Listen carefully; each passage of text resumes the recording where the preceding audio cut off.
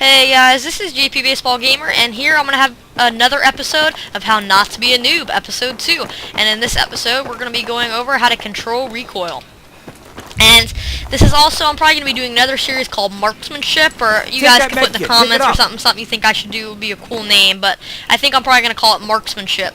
And I'll have different episodes for that, of how to master each gun and what you got to do to, of how much you should burst a weapon and all that kind of stuff, and how you need to control the weapon to be good with that weapon.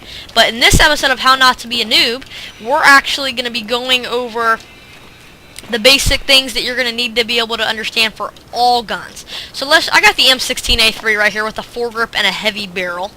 So let's just fire around right here at this thing, and let's look at the recoil.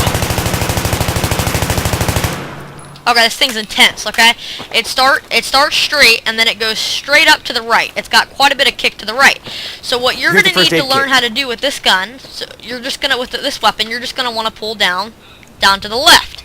Now with every other weapon, it'd be the opposite. So you're obviously, that may seem like common sense, but you're just going to pull down the opposite to contradict the recoil. If you're within a range about, I'd say, oh gosh, oh, that's the stupid thing's in my way.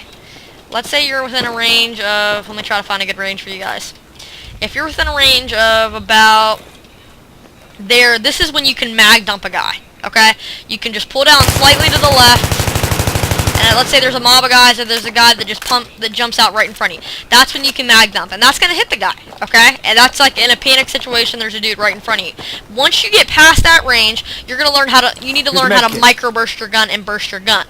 And for each gun, it's going to be differently. That's why I want to be doing these episodes called Marksmanship. But let's just use the M16, for example, in this How Not to Be a Noob. And the reason I'm just using the M16, this goes for any gun, you need to learn how to burst it. And what I mean by bursting it is I'm going to call it microburst. That's what a lot of pro players call it, a lot of competitive players call it, and that's what you're going to hear me call it as well, too.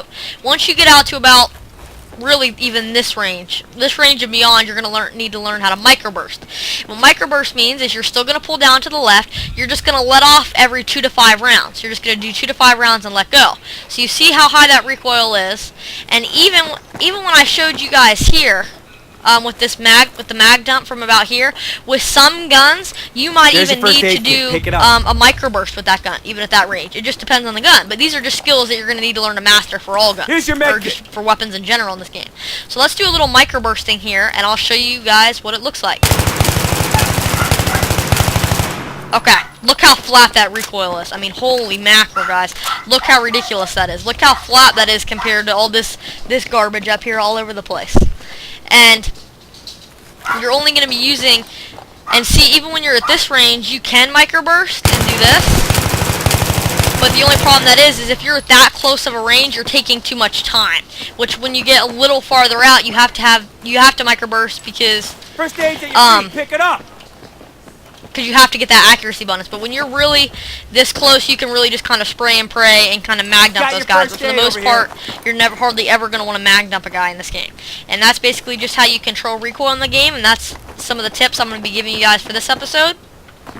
But until next time, guys, guys, take it easy. And please click that like and subscribe tab. And this is JP Baseball Gamer, out.